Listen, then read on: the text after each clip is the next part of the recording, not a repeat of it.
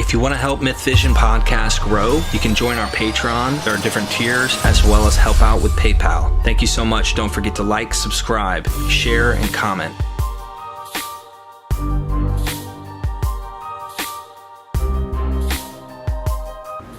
Dr. Price, Doug Gordon on my Myth Vision radio group on Facebook. He says, what's the best way to submit a question to Dr. Price? You got it right, Doug. Just message me, let me know, and you can even try to message Dr. Price. But this is good for the shows. He says, I've been trying to understand what Christianity looked like prior to the influence of Paul. Good luck.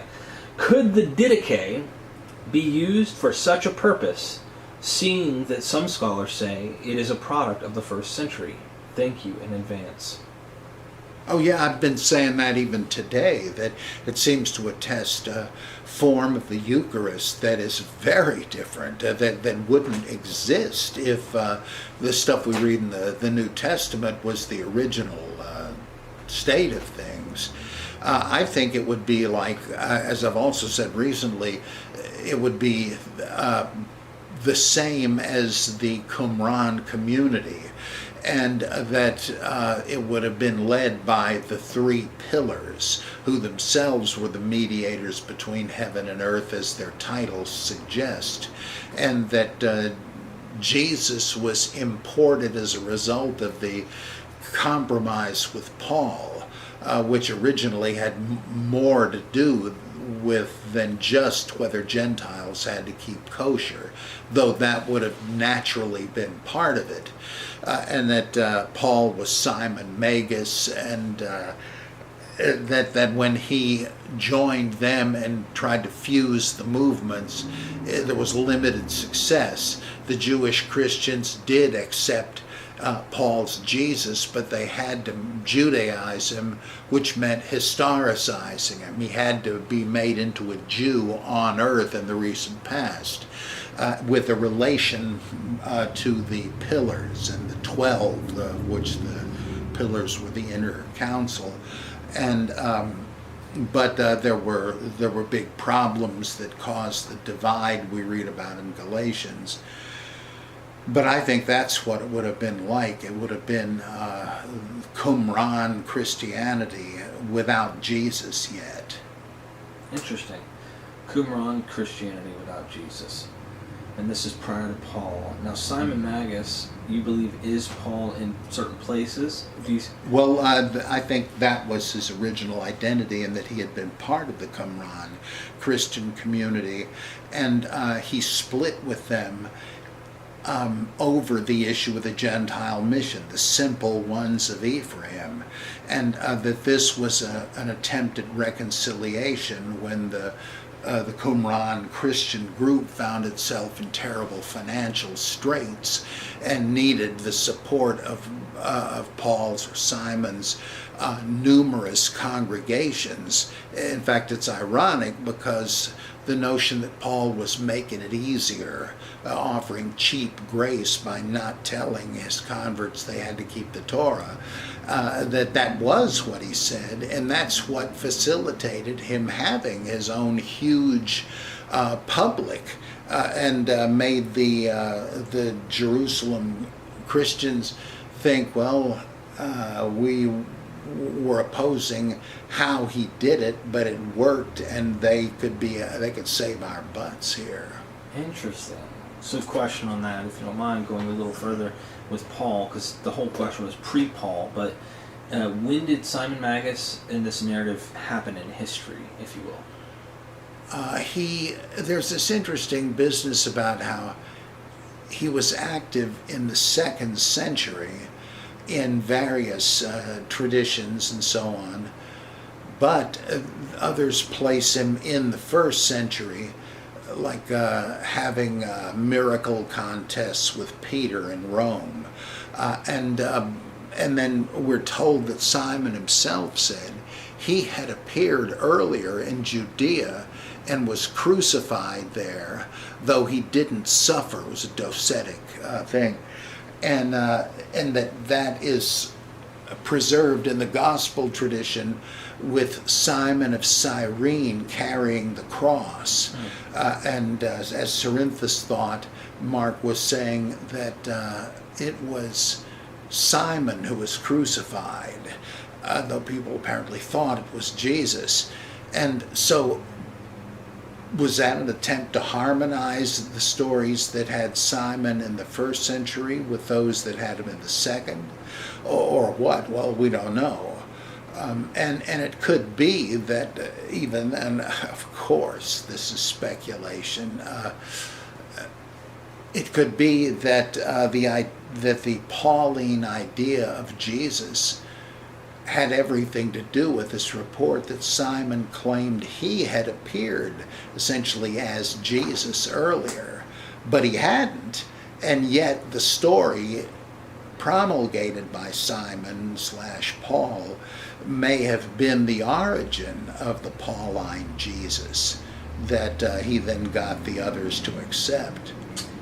Interesting. I just did a show with David Oliver Smith on another Christ or another Jesus, and he says that the Jerusalem Council, which he agrees with you and Eisenman on the whole Dead Sea sect being the, if you will, opponents of Paul, so to speak, the Jerusalem Council.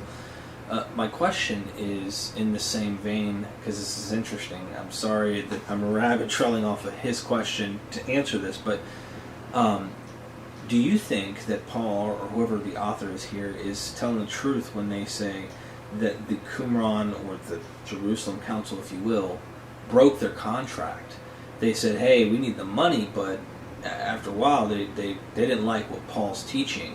So now they're trying to go and clean up the mess behind Paul to the same audiences, and they're trying to go to Paul's audiences and say, hey, you better Judaize. You can't just do this. This isn't going to work for us.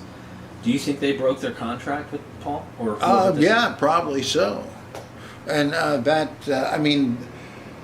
that's not inconsistent with them needing or wanting the support of Paul's congregations, because that would have, on any reading, you have a situation where they would seem obviously to be endangering that support.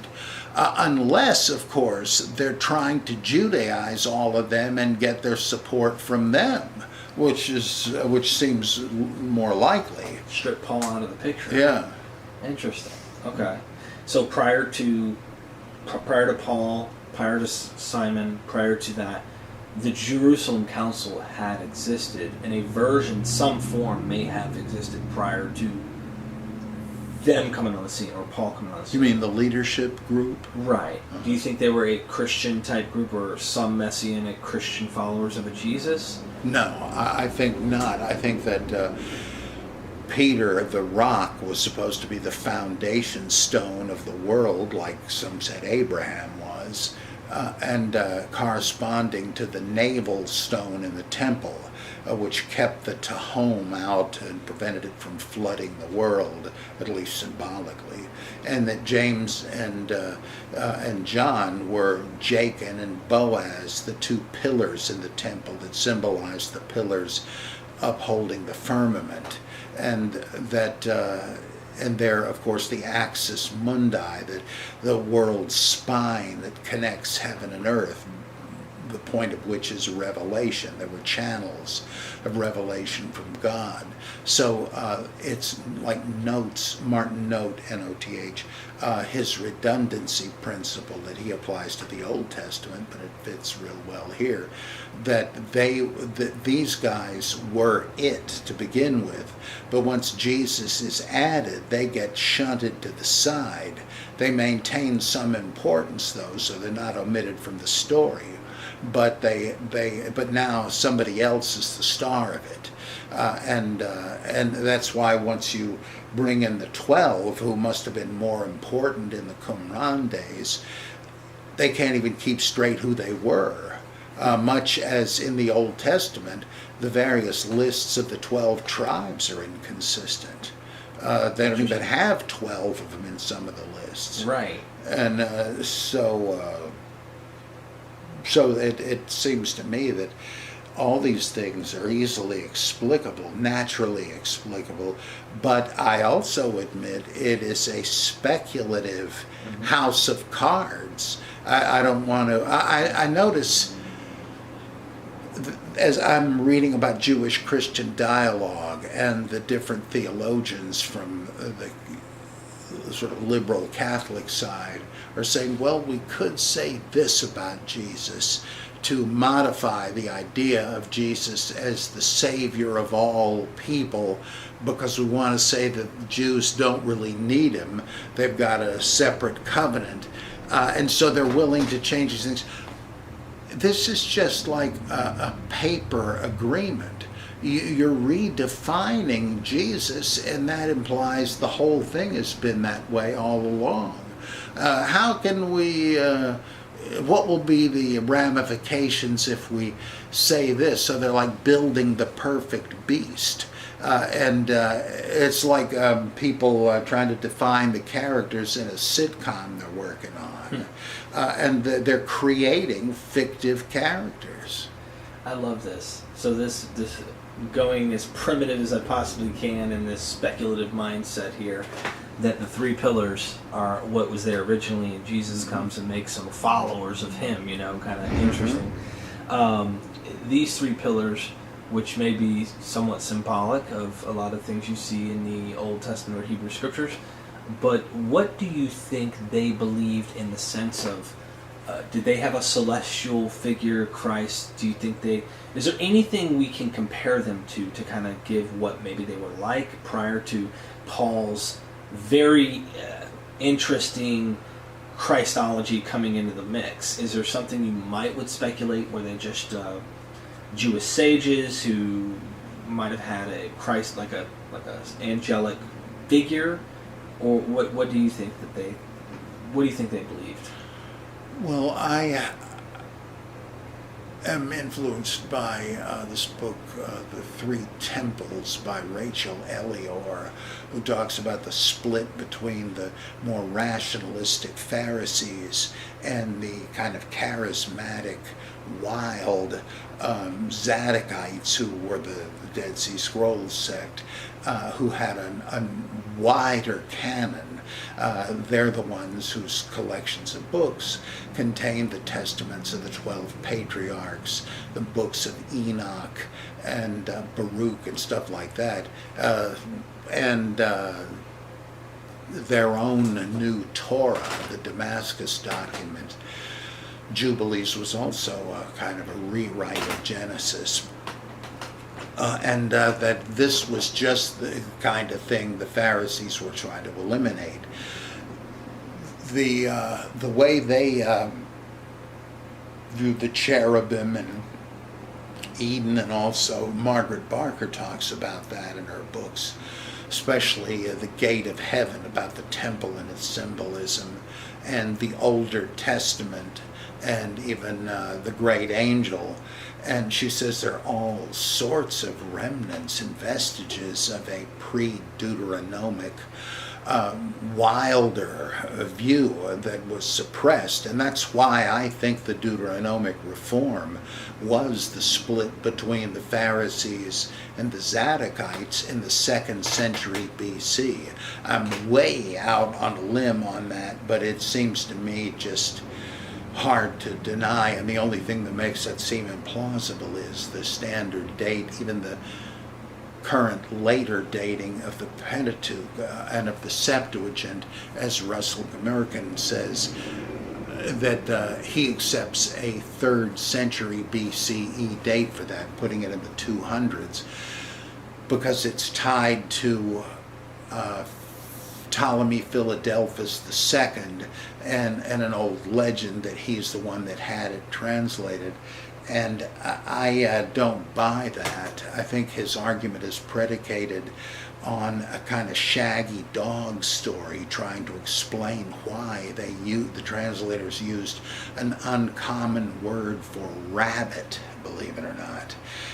He says that Ptolemy's wife was the object of all kinds of gossip, that she was sexually promiscuous, just like in the Christmas Story movie, where Ralphie says his father could change the fuses in the basement quicker than a rabbit on a date.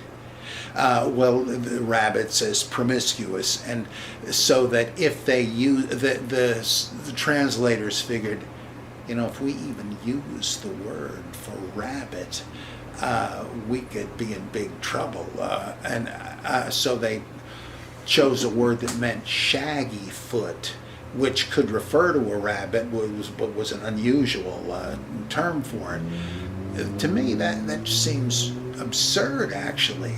That Ptolemy is sitting down with the Septuagint, he's reading through the thing, and he says, "What's this? Rabbit? What the hell? Hey, kill those Jews!" I cannot imagine. It's comical. It's absurd. On the off chance Russell sees this, I'm sorry to say it, but what he's done there is to come up with a kind of a rabbinical shaggy dog story to explain an oddity, and if without that, the connection to Ptolemy Philadelphus II vanishes. I mean, that's the only historical marker, supposedly, and I don't think it is. So I think the Septuagint was done in the first half of the 2nd century, and that's when the Hasmonean thing happened, and the split between the Pharisees and the wild-eyed Zadokites. And so to me, that makes sense. And how the heck did I get off on that? Speaking of rabbit trailing,